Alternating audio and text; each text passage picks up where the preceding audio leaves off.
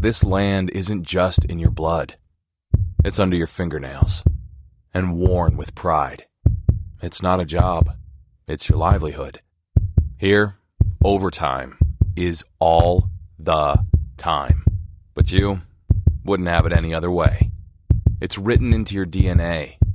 It's what you thrive on. And while farming will never be easy, we can make it better. Introducing the Pioneer 100 series. Meaningfully different canola hybrids. It's time for RealAg Radio on Rural Radio Channel 147 on Sirius XM.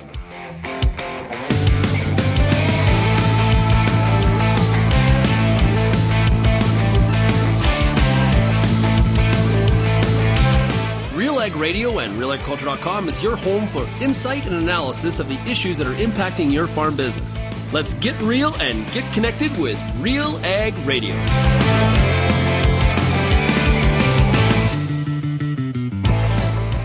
And welcome to RealAg Radio here on Rural Radio, Channel 147, Sirius XM. It is Thursday, October 23rd, and that means the Farmer Rapid Fire, brought to you, of course, by Pioneer Seeds Canada. Super excited for today's show. We've got Sandi Brock, Mark MacLean, Tyler Bartmanovich, Bruce Holmquist, and to round out the show, we'll hear from Doug Moisey with Pioneer Seeds Canada on that very important question of just where could you save money on fertilizer for next year, and where, well, it's an investment and not a cost. That's a very important one. Also today, asking these farmers about collaboration and cooperation. So not long ago, I wrote a column about communication, and that really has to do with working together. And so I'm curious to know how the farmers that we talked to today are collaborating or cooperating with other businesses, and who they value and what those relationships really look like on their farms and farm businesses. So without further ado, let's get to our first farmer. We're going to Staffa, Ontario, and I've got Sandi Brock lined up. We hop now to near Staffa, Ontario, where I hear there is some advent calendar stuffing happening. We've got Sandi Brock on the line. Sandi, how are you? I'm good. I bet you've never introduced anyone that farms with that little tagline there. All right. So before good soundbite. Yeah, exactly. Before we get to the advent calendar, how is harvest? Because it is raining, which it didn't all summer, but it is now. And so has that stopped things for you? Yeah, finally it stopped. We got some rain finally on Sunday, so I was like, oh, good, we're out of the fields. And then I was doing some sheep work, and Mark kind of came in to the barn with a coy grin on his face. I'm like, what? And he's like, corn? I'm like, dude, it rained, but I guess not enough, because we have not had enough rain to really saturate the ground that much. So we went at it again on Monday, and now we are out because it's been raining pretty good now for the last 24 hours, I would say. Mm-hmm. But we're in corn. We're nicely into corn, about 25% done corn harvest. So that is pretty good. Now, of course, it was a very dry season for pretty much most of us in Ontario. Pockets that are beautiful, other pockets that are so-so. How did you guys end up the year? Not bad? I think our beans were average plus. I would say is one of our on the upper ends, which is we were beyond shocked. And then corn is doing very well, but it's wet. So we're not having very productive days. So I think we're able to get 30 to 35 acres off in a day, just depending on yield and moisture. But we're looking at 28 to 31% moisture on our first field. So, yeah. Yeah, so still a little damp, is what you're saying. A little moist. Yeah. It's a terrible world. Please don't use that word. Now, for any of you listening that, of course, follow Sandi Brock on YouTube or on social media, you're not currently lambing, is that correct? I'm not currently. We are 6 weeks out now. Okay. Not that the countdown is on, but the countdown is on. It absolutely is, because very soon there will be things you need to do to be ready. There are things. Exactly. But we did mention the Advent calendar. And so catch us up. For those who maybe don't follow you, which That's terrible. They should. But what on earth are we talking about with this advent calendar? What are you doing? Yeah, like totally seems not related to farming at all. But what I have been doing the last few years, I run a YouTube, if those are not aware, and rightly so. Stop. But over the years, the audience has really, really asked and demanded that I do something with my wool that was just getting discarded. Over the last few years, I've just been kind of picking away at figuring out what people want, and by far the most popular thing I've ever created in my brain is a wool advent calendar. So I have a 24-day advent calendar full of like wool needle felting kits, and over the years it's evolved to include other little things, other little goodies, and I am able to collaborate with some other local women-owned businesses, which makes me happy. So, yeah, it's really evolved, but I think this is my last year because I'm going to have a nervous breakdown. There's so much work. They are so much work. I'm like, the Sandi of Christmas Past is getting a side eye from current Sandi because, yeah, it's too much work. So you realize that this is recorded, and so next year, when you're rolling out your advent calendar, we can play this back for you and say, Sandi, you said I would like you to do that. I'm going to hold you accountable. I'm holding everyone that works for me accountable. To say and they've all said that they will remind me. So let's hope they do. Okay, but people, Sandi, you got to give the people what they want. And, I know. And they love this advent calendar. So now I've watched you put it together. I've watched you do the videos. Which is the part that drives you bonkers? Is it like designing it or building it all? Because it does look so cool, everybody. Like it's like a whole box with all the little. So yeah. I would say my most favorite part of any of this store is developing the theme, like creating a theme. And over the years, I've really honed in on like every collection is based on one of my or a few of my animals that people come to love on the channel, or just certain things. So this particular theme I've had in my brain for like 3 years. So it's cool to see it kind of come into fruition with the advent calendar, and then later on I'll do like a winter collection. But the advent calendar is pretty special, and I did like a poem, and then the calendar follows the poem, and yeah, it's very exciting. It's just I have big dreams. I'm very excited, and then I just forget that I have to implement it. And implement it during harvest season. During harvest and all the things. Yeah, all the things. So maybe timing-wise, not the greatest. Maybe what you need to do is like get people really hooked on advent calendars for like Valentine's Day and like change the timing entirely. I need to start them in January. Let's face it. That's what I need to. That's what I need to do. It reminds me of like recording artists that do their Christmas album in like August so that it's ready in time. Like that's kind of that's exactly what you're doing. I'm sure every small business person can relate. You feel like you're way ahead, but it takes you so long to get stuff here and then packaged, and then it's like, oh my God, are we even going to make this deadline? So what have we done? I feel like I'm not the only one, but I'm new to this game, so. All right. I still think there'll be an advent calendar next year. One of the things, though, sheep-related, that I did want to ask you, for those that have been following along, of course, we've talked about it as well, but you have been working with a livestock nutritionist for the last little while. I have. And Courtney is fantastic, and it's been great to watch sort of how this has evolved. But what impact are you noticing? Because now you've had her around for a while to make some decisions and help you implement different nutrition plans. What are you seeing as far as progress in the flock?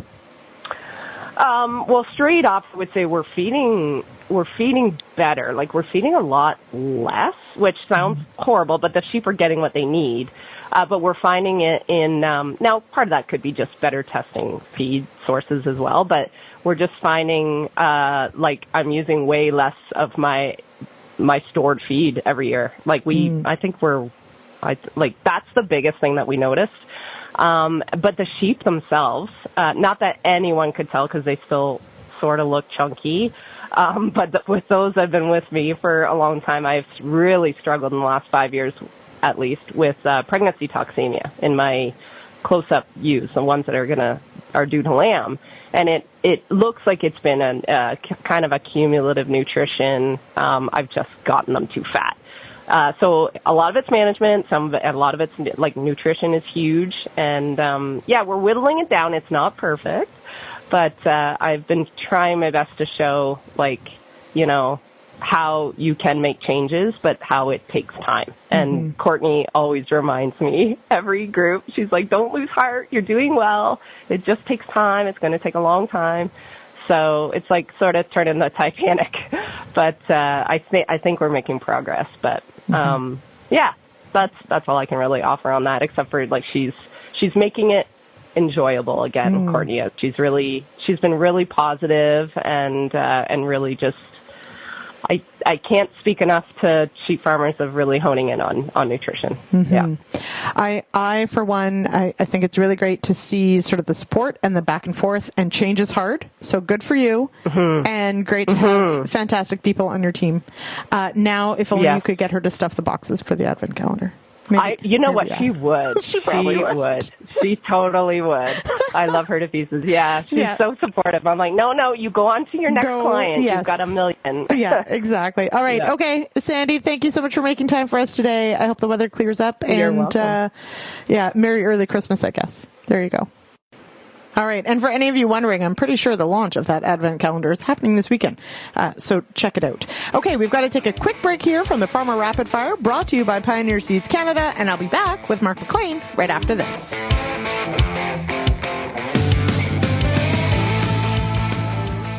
Kochia sucks. Big time. And hate it. Really gets in the way. Awful. But not anymore. Get a head start on tough-to-kill weeds like kochia this fall with Volterra Easy and Fierce Easy soil-active herbicide. Apply after harvest before freeze-up for up to 8 weeks of extended control in pulses, soybeans, and wheat next spring. Volterra Easy, Fierce Easy for kochia. Visit newfarm.ca/kochia. I get to spend every day talking to farmers in the ag industry through RealAgriculture.com and RealAg Radio. But nothing is more fun than speaking to an audience live and in person. If you're planning an ag event, book a Real Agriculture speaker to make it a successful and memorable experience. Email shaney@realagriculture.com and you can book myself or any other Real Ag personality to speak at your event. Bring your audience all the fun, insight, and energy of Real Agriculture. Soil health is under pressure, but real solutions start below the surface.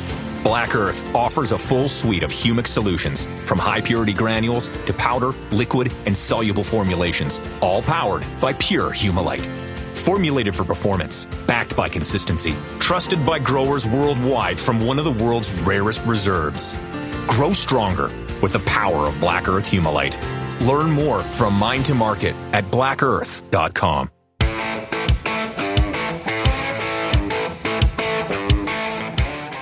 Welcome back to RealAg Radio here on Rural Radio, Channel 147, Sirius XM. It is Thursday, and that means it is the Farmer Rapid Fire, brought to you by Pioneer Seeds Canada. We head now to Port Albert, Ontario, and I've got Mark MacLean on the line. Mark, how are you? I'm excellent. And how are you guys out there in the east? It is a bit damp, and that's okay, because that's a change for this season. The grass will be growing and the sheep will be happy. That's right. That is 100% accurate. They are very happy right now. We have managed to keep green grass in front of them, which was a challenge this year, let me tell you. How are things where you are? Well, we're damp. Since Saturday, we've got about 2.25 inches of rain, and it's cooled down, maybe 10 degrees during the day now, a little bit of wind. Harvest is on hold. We seem to have a moisture problem within the corn crop, but it will eventually get better. So right now we're just trying not to get into any fist fights in the shop and get ready to rock and roll when the weather does allow. That is a challenge, the no fist fights part. Now, talk to me about corn dry down. Are you one of those people who is scratching their head over why things are not drying down as quickly as we anticipate? I guess a little bit, I would say. We got dry July, August timeframe, middle of the season, right after tassel. Kind of got down on ourselves, and I never did walk a crop in that time frame. Then did pop in September. We had actually some great pollination, some good stuff, but I'm beginning to wonder if things just kind of paused there for a couple of weeks when they kind of should have been going. I didn't think we tasseled late, so I was kind of anticipating a bit of an earlier harvest. But yeah, as I stand here looking at one of our cornfields right here in our backyard, there's still a lot of green in it. It's starting to die down. We haven't had a killing frost right here next to the lake, but it's holding on for dear life, and I'm hoping that returns to yield. We haven't even dipped in to even say what it's going to be, just to know what's up. We just know anything we've hand shelled has been over 30% still. Yeah, still too wet. Now, as you mentioned, maybe still some green out there. That is one difference between our regions. We actually had frost in September that pretty much turned everything brown as far as corn and soybeans went, and we've since had maybe one or two harder frosts, but again, that's not necessarily everyone's experience. Are the soybeans done, and how did they go? Soybeans are done, and even given the dry summer we had, during the late pod set and stuff like that, we had a very respectable soybean year here as well. So we were very pleased with that situation, and we couldn't have asked for better weather for harvest. I mean, there was really no hiccups. It was once we started, we finished, and the wheat went in excellent condition, and it went so smooth that we're not surprised we're having a bit of a reprieve, a little bit of a delay here in corn harvest, because something had to give, because the first half was too easy. Spoken like a real farmer, right? Now, you did mention, of course, the winter wheat harvest and winter wheat planting. How does the winter wheat crop look so far? Yep, and the wheat's up, and then all of a sudden, typical farmer fashion, it's too big now. Oh goodness, what are we going to do? Oh, no. But no, it's any of the wheat that went in, early, it's up big. It looks good. It's going to be fine. We generally, hopefully we get some snow this winter. It's always better when the winter has snow, as long as it's not blowing around and plugging up Highway 21. But the wheat does look good. I'm happy. I think wheat acres in general are going to be maybe cut back a little bit, even though it was, excellent planting conditions for guys to get it in. I know right now I'm chained to a desk working on some financials and looking at fertilizer costs and, what are we going to grow next year? And, there's no doubt that costs are up. And as we look into what next year is going to bring, sometimes you kind of sit back and things just aren't looking as good as they were. Mm-hmm. Absolutely. Now, it does, though, it can interrupt then the crop rotation that maybe you typically would have with a 3-crop rotation. But as you said, you got to pay bills. So sometimes wheat is the one that maybe won't be going in the ground. When you sit down and look through some of those numbers, which input cost do you think is making you scratch your head the most? I guess, I was just going through year over year with nitrogen costs, and I haven't just quite figured out what's driving that one. I'm sure there's 1,000 things you could read on the internet that'll tell you why or what's up, but, year over year, that's up again and up again and up again. Equipment costs, they haven't changed any. They're still high. They're giving her all the time. They don't want to give you too much for that. And it's just, I heard rumblings. I haven't priced any seed yet, but I heard rumblings that there's going to be an increase in seed costs and stuff like that. So if you lay it all out and in segments per acre, if you look at the cost that way, it's different. I go right down to, what's it cost me per unit of nitrogen, over year and stuff like that. And we're talking pennies, but you get enough pennies together, you make $1, you get enough dollars together, you make a problem. So it's all the little things kind of chipping away at it, take a bit of the fun out of it. Mm-hmm. Absolutely. Although it does sound like the weather cooperated for you a little bit better than some. So that's at least a silver lining, maybe? Well, and it is, we can't, we have seen what our friends out in the East have dealt with, and, we're looking pretty okay here. And I was talking to a retailer the other day, and I said to them, as prices increase and this and that, and we can be pretty upset with it. I said, but at least in this part of the world, we're going to have a crop, and there's other places, not too far from here that really didn't have a crop. So we're all in the same boat. We're all in the same business. So we feel the same pain. It's amazing how different it can be from one concession to the next. Yeah, absolutely. Now, this week, I don't know if I have a question of the week, but I have sort of like a topic of the week that I wanted to ask about as we round this out. Thinking about cooperation and or collaboration, shout out to any of the people that you work with. What are, for you, some of the most important collaboration or cooperation points for your farm, either with other farmers, other companies, other businesses? Who are you cooperating with, and where does it work? Cooperation and collaboration, two C's. I would say in our area here, especially, I have good collaboration with a couple retailers, handful of retailers. Also a really good relationship with chemical and seed reps, and with technology being text message and email and stuff like that, it always seems to be an open line of conversation. What are you seeing in your area? What are you seeing over here? What are you seeing there? We have this problem in our area. Do you have this problem in your area? So it's kind of something that we don't really see. You don't pay attention to, but it's something that's every day.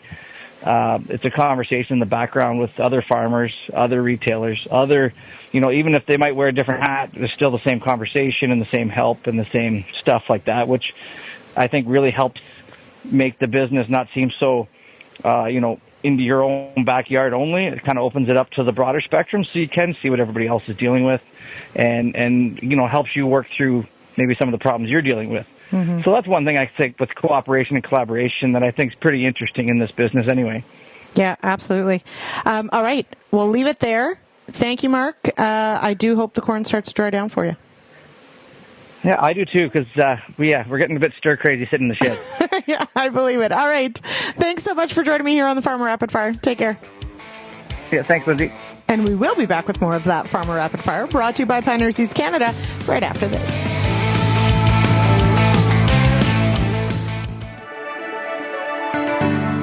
Built on over 100 years of seed innovation and unwavering commitment to farmers, Pioneer 100 Series canola hybrids deliver a step change in yield performance and agronomic traits. This isn't just better canola, it's different canola. Pioneer 100 Series. Contact your local Pioneer sales representative or visit pioneer.com/100 series to learn more today.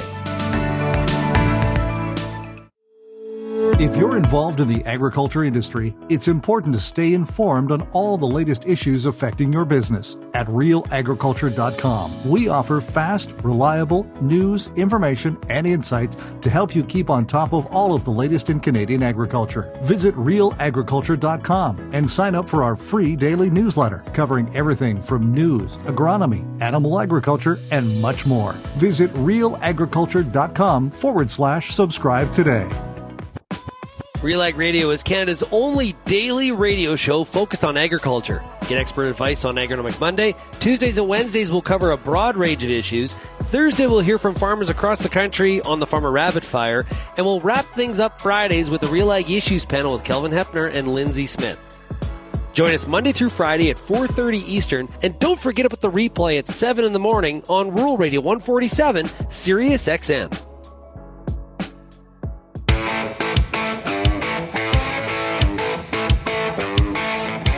Welcome back to RealAg Radio here on Rural Radio, Channel 147, Sirius XM. It is Thursday, October 23rd, and Thursday is, of course, the Farmer Rapid Fire, brought to you by Pioneer Seeds Canada. And this segment brought to you by Pioneer 100 Series, the highest yielding Pioneer brand canola hybrids ever. This isn't just better canola, it's different canola. Contact your local Pioneer sales rep or visit pioneer.com/100 series to learn more. We head now to my home province of Manitoba, and we've got Tyler Bartmanovich on the line from McDonald. How you doing, Tyler? You know what? I'm a little cold right now. Oh, no. Are you forced to work outside in said cold? Yeah, right now I'm sitting on a quad in the middle of a field, and I'm just trenching things right now, trenching water. Which that does not sound like fun. Not a fun task any time of the year, but especially not when it's +7 and it's wet in October. Yeah, that sounds very November to me. But your fall it turned quite wet, did it not? Yeah, we've been actually super dry over the summer, and then kind of middle of July, beginning of August, the taps turned on, and they haven't shut off since. So, yeah, Dad had totaled up our rain amount since the beginning of August 1st, and we're sitting about 13 to 15 inches, depending on where it is on the farm. Wow. Oh, goodness. So that's what you're doing today. So how have you managed through the extra moisture? What have you guys been trying to do? Harvest went well, and thankfully we're done. We finished up October 1st. But, yeah, the second half of the canola and then some of the beans were pretty wet when we were doing them. Just the ground, we kind of made a mess.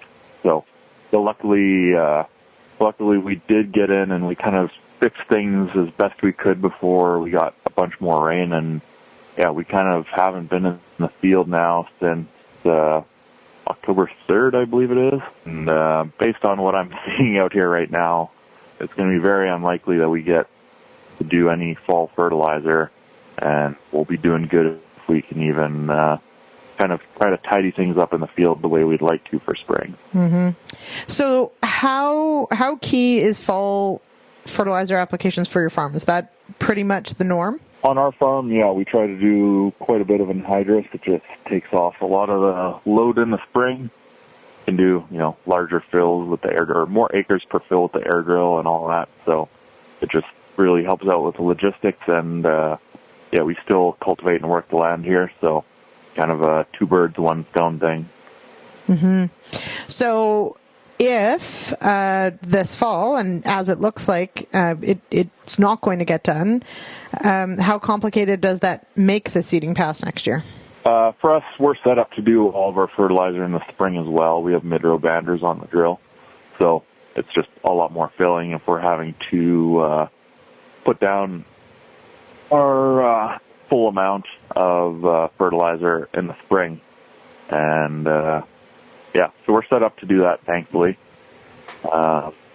Just handling a lot more product in the spring. So yeah, slows everything down. Now, if the weather's good, maybe less of an issue, but no guarantees there.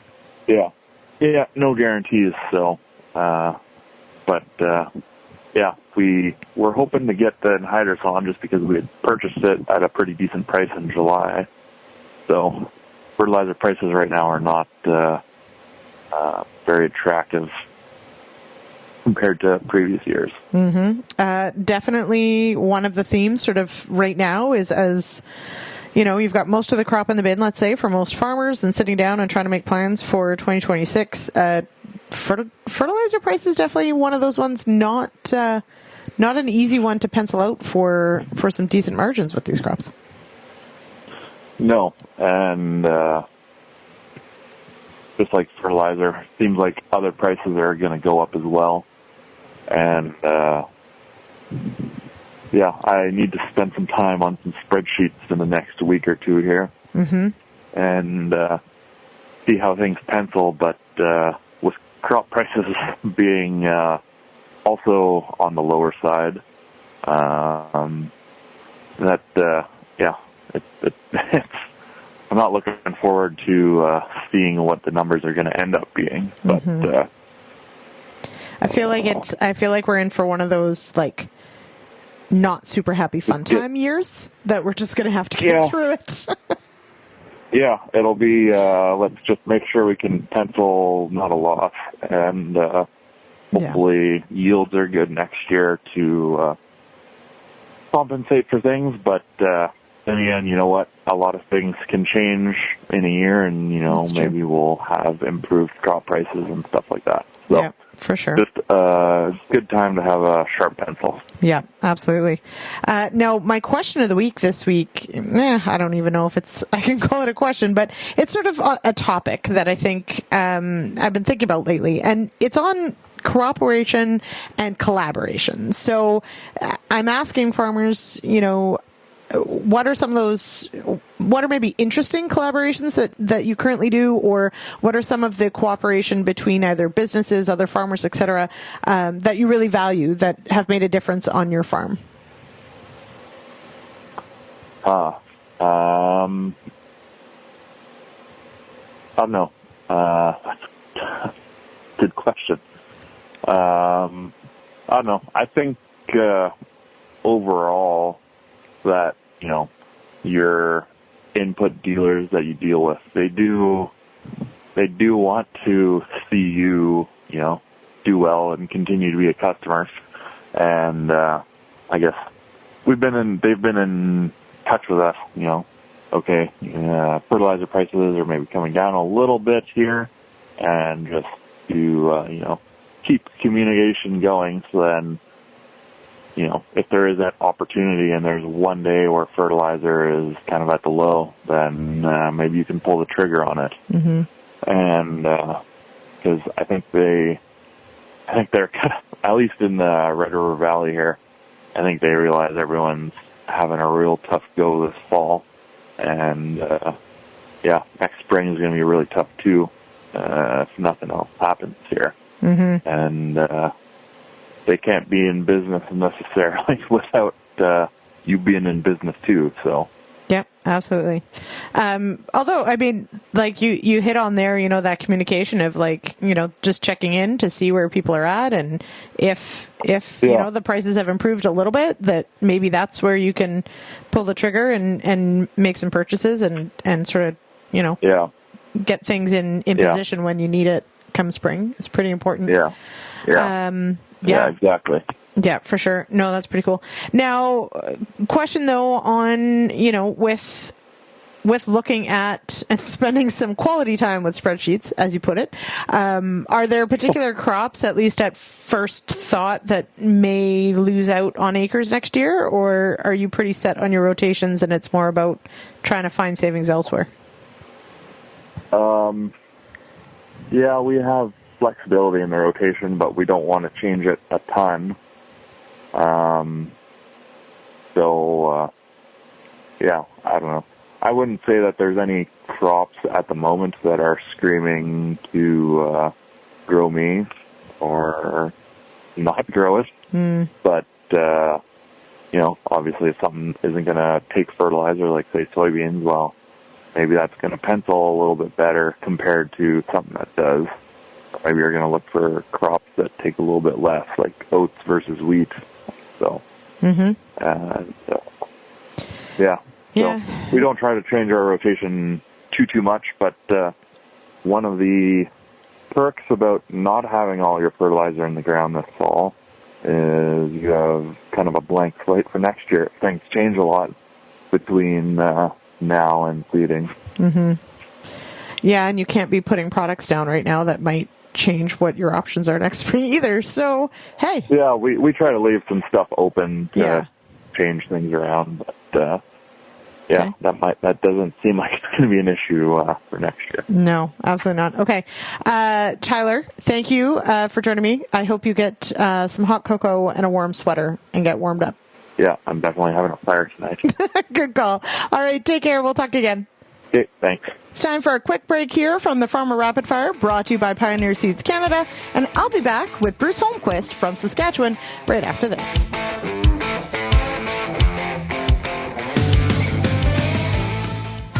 What were the issues in your fields this year? Did you do a soil sample? What is your soil sample telling you about some of the nutrient issues that you might be having going into next year? What herbicides did you use? What residues you might be concerned about? What weed issues did you have? What crop residues did you have? How well do you know your fields? Get the answers to all the questions you have about your pulse crop at the Pulse School on RealAgriculture.com. Peter Johnson at WheatPete, RealAgriculture.com. I'm the host of The Word, and I love doing The Word. I love the questions. I love the challenges. I love having to apply agronomics to all over the globe and areas outside of my normal jurisdiction. Also, I love the feedback the most, where growers challenge me, tell me about their plot results. Help me to learn. The Word, absolutely the best part of my day.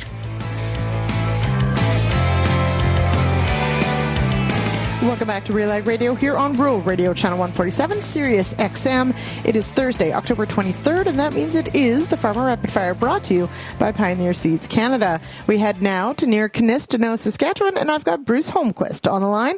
Bruce, how are the cows? The cows good. Yeah, I mean, the cattle market's good. We dodged a bit of a bullet, I think, with President Trump's excitement that he created late last week. The markets, the board went down. Futures went down the limit, and yet the live prices stayed steady, and we haven't really seen a dip in that. And for most of the cow-calf guys, that's the most important thing, right? That's right, yeah. So they're selling their cows now, and yeah, it's a great time to be in the cow business, and everybody's kind of a little bit nervous. We don't need government interference and policies wrecking anything, and we got a sniff of that last week from the Americans. I know, when it comes to markets, any major government involvement always makes me just a little nervous, so I could see that one for sure. How did the grass go this year for your area? Did you have decent moisture? No, we didn't until later on. We had a really slow start until the beginning of June, so that kind of set our hay crop into what it was, which turned out a little better than we thought. But we have some, pretty new hay stands, so that helps that out. Pasture, yeah, it got extended. We've had some late rains and moisture. We had, 10 days ago or so, we had 2 inches of water out of a bunch of wet snow and everything else, so that was pretty welcome, but there's no extra water laying around. I mean, it's just all soaked right in. I did see pictures of that snowfall. It feels a little early, Bruce, I'll be honest. I was not keen. Yeah, my birthday's the 15th of October, and I remember 4 or 5 times that it snowed and stayed. And that makes for a pretty darn long winter. It really does. I think that's the part that people don't realize. If you're not from the prairies, it's not so much that, oh, goodness, it's winter. It's that, spring sometimes takes its time, too, and it's a very long time to have to deal with snow. There's no grass till the beginning of June for most of us. Yeah, it makes for a very long one. Now, Bruce, I wanted to touch on, you mentioned the cattle. Everybody knows Simmental guy, and in fact, in an official capacity. And yet, there was an announcement, if I'm correct, that maybe there was a retirement happening. What's that story? Yeah, that's exactly right, Lyndsey. I've been with the organization for 25 years now, through being a director, then a staff person, then into senior management. My current contract is up the end of March, and I will not be renewing it. So the hunt's on for a CEO replacement, and the board's actively engaged in that. And I'm going to help whomever they hire, she or he, into the role between whenever the hire is and that end of March date. Okay. So does that mean more cows in your future with all this extra time?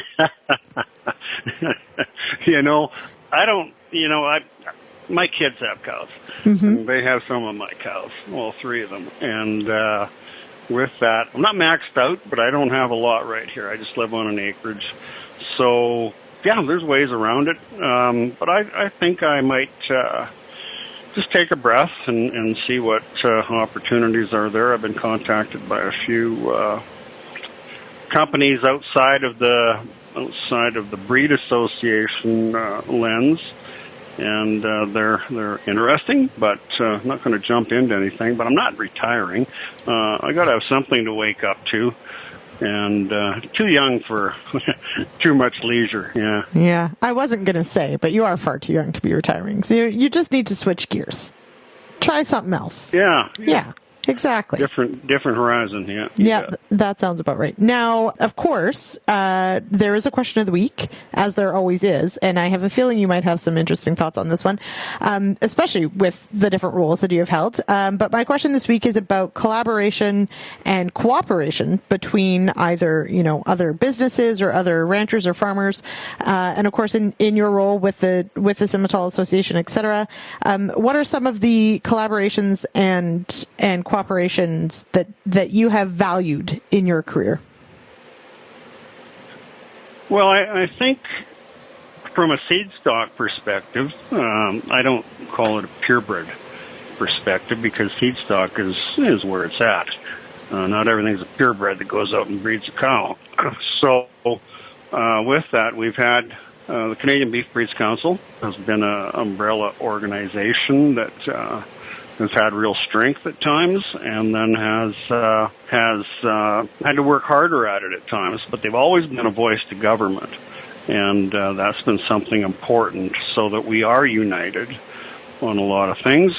Through that, the Canadian Beef Improvement Network is another collaborative effort that has been a while in the making, but it's moving forward, and it's going to hopefully tie the things that you just mentioned together, the seed stock, breed associations, backers, feedlot, whatever, Just get that data collected and trace it back to the genetics so we can make better cattle, but maybe more importantly, just eliminate the bottom 30%. Mm-hmm. Okay, we all know that there's some really inefficient cattle out there, and just because they're bringing their calves walk across the scale and push it down hard, doesn't mean that that's all profit when you consider the feed of the cow. So those are the kind of things that we need to better define and look into, because all you have to do is walk through a supermarket and look at the meat cases and compare the cost of chicken, poultry, and beef, and we're a pretty high-priced product. I'm not saying we need any kind of price controls on it. The market will do that, and right now demand is as high as it's ever been, price times volume. So it's all good that way, but we need to get more efficient. That's what I hope comes out of it. I don't know if I'll see it. It's been talked about for so long, but we need the leadership in the industry to move it forward. Mm-hmm. I really appreciate the comment about seed stock versus purebreds, and it is a bit of a mind shift, right? And if you could talk to the sheep industry, that'd be great. Anyway, we'll maybe sort that one out offline. How's that sound? Yeah. Or something like it. And I really appreciate as well, on the crop side, we often talk about, high yields. But what does each bushel cost you past a certain point? Doesn't necessarily add to profit. And cattle, you're right, no different. You can grow a lot of pounds of beef, but what did it cost you to get there? That's really the important part. Well, exactly. I mean, when you look at our area here and the yields that did materialize, they were incredible. For the little amount of rain we had. 75 plus wheat and barley all over 100 and 50 bushel canola, and some people were disappointed with that, but I think if you told them the 1st of July that that's what they'd get, they'd be pretty excited. Mm-hmm. 140 bushel oats for a lot of people, but it's that nutrient cost, right? And that's what's changed so much from my grain farming days. Everything's fertilized, sprayed, and done to the max and to perfection, but then you got a pretty big bill at the end. So you need to have that those yields to even come close to making it work. Mm-hmm. Absolutely. All right. Well, Bruce, looking forward to hearing what exciting challenges are ahead for you post the Simmental Association. And we'll check in again here on the Farmer Rapid Fire. Sounds good. Anytime, Lyndsey. Thank you. All right, we're going to take a quick break, and we'll be back with Doug Moisey of Pioneer Seeds Canada right after this.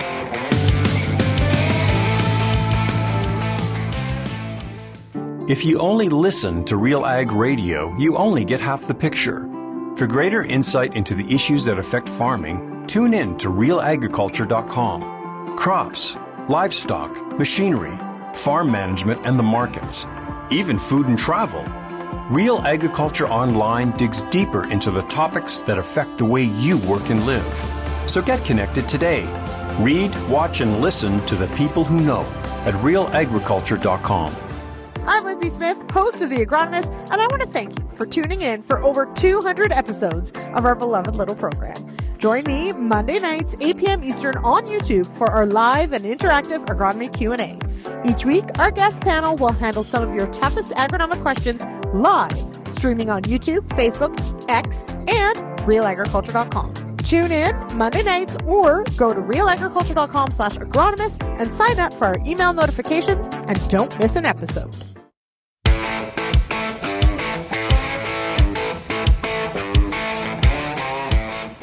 Welcome back to RealAg Radio here on Rural Radio, Channel 147, Sirius XM. It is Thursday. It is the Farmer Rapid Fire, brought to you by Pioneer Seeds Canada. And joining us now with Pioneer Seeds Canada, it's Doug Moisey. Doug, how are you?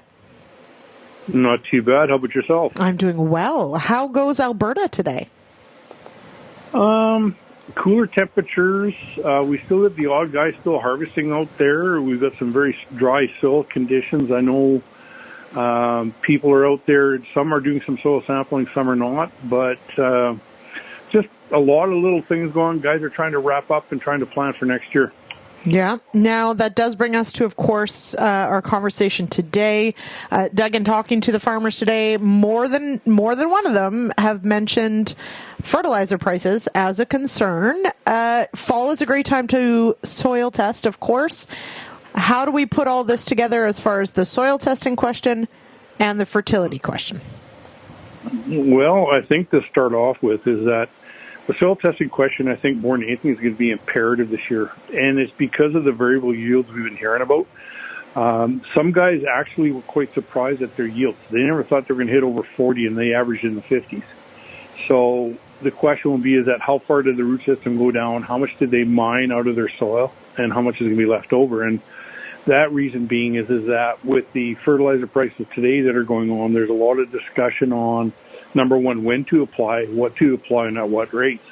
And so some of the questions I've been fielding from some of our customers and even some of our seed reps within the Pioneer chain is, should we be putting fertilizer on now? And yeah, we've had some cooler weather these last few days, but soil temperatures are generally warm, but it is dry. And my fear is that if we're going to be putting some fertilizer down right now, is it going to be there next spring? Because if we get some timely rain or snow here in the next week where it drags that, especially nitrogen and sulfur, if you're dry down to 10, 12 inches, it could drag it down that far, and will that root system get a hold of it? And so there's that question going on. And then probably the bigger question is I'm thinking because of high fertilizer prices, where do I cut back? And one of the things that I get concerned about is that the four major nutrients, nitrogen, phosphate, potassium, and sulfur, to me, those are your essential building blocks. And if you're going to cut back one, it could affect the others. And so I get worried is that if I'm going to cut back, am I setting myself up for a potential yield loss for next spring, especially if we get some much needed moisture over the winter? And, it is, of course, that major question of, if you're trying to keep costs in check, I'm not saying necessarily, majorly pull back, but keep in check, is there a particular nutrient where maybe you can ride things out a little bit? Is where maybe you can pull back? Well, one opportunity could be, and again, depending upon how your soil tests are being done and how deep you're sampling, but one potentially is potash or potassium.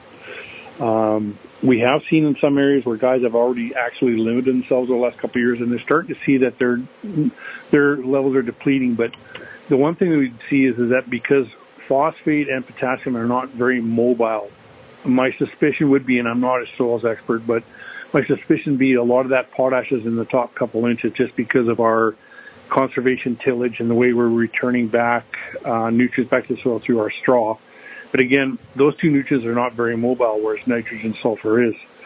So, if you've got a good soil sampling program where you're doing grid sampling, you're looking at your zones of high yield versus poor yield, what their levels are, and maybe there is that opportunity to cut back on that. The one thing I wouldn't be cutting back is nitrogen and sulfur. because those are the essential nutrients. And when it comes to canola production, it's one of your major carryouts next fall. So, again, you have to be very careful now. Some guys have talked to me about potentially top dressing if they get the rains and prices, settle out. Well, that's fine, but you still have some critical times that you have to get it on in the springtime. But it's also those times where if you're going to do it in crop, you've got to get in at a certain time, like prior to 6 leaves, especially for sulfur. But you also need the moisture to get it in there. So the thing to think about is, for example, is that it's roughly about 2.5 to 3 pounds of nitrogen for every bushel. So if you cut back 10 pounds of nitrogen, you are basically cutting back 3 to 4 bushels an acre potentially. And, at $12 economics right now, maybe it pencils out. It's good to save it. But if the prices go up, we could be dealing with the fact that you're losing, let's go $35 an acre, $40 an acre because of that one simple cutback. So that's why we have to be very cognizant of what we're doing.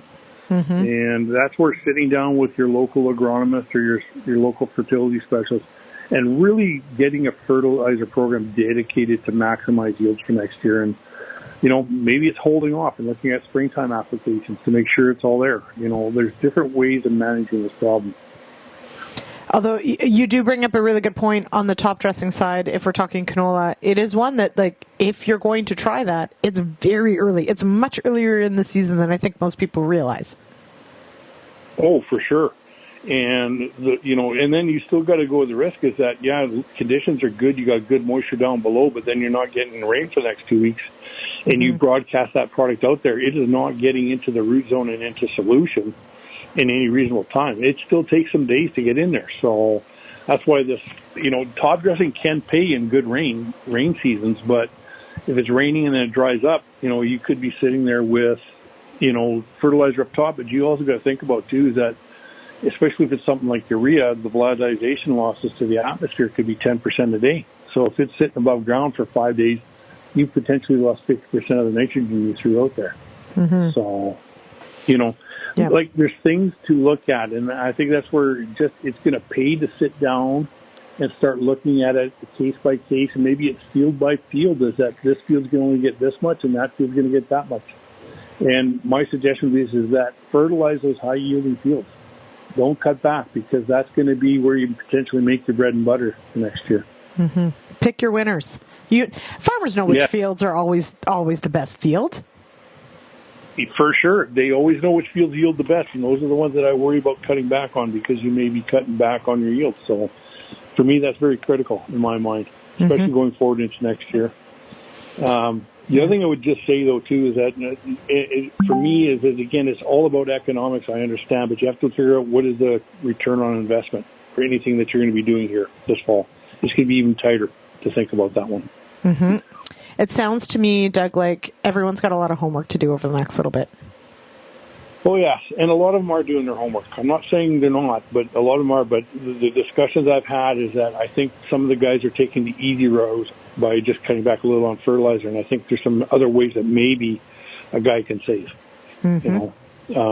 Whether it's early weed control. There's other places that we can do some other things to maybe save some money in the long run. Absolutely. All right, Doug, thank you so much for joining me here on the Farm Rapid Fire. We're going to leave it there. You heard it here. Get that spreadsheet going, get that pencil out, and talk to your agronomist, talk to your retailer, and get it sorted out. All right, Doug, thanks so much. Have a great day. Well, that does it for another episode of the Farmer Rapid Fire right here on RealAg Radio, on Rural Radio, Channel 147, Sirius XM. Big thank you to Pioneer Seeds Canada for sponsoring the Farmer Rapid Fire. All right, I will be back to host the Issues Panel tomorrow. We've also got the Beef Market Update with Ann Wasco, so we'll chat with you Friday, 4:30 Eastern. Cheers, everybody.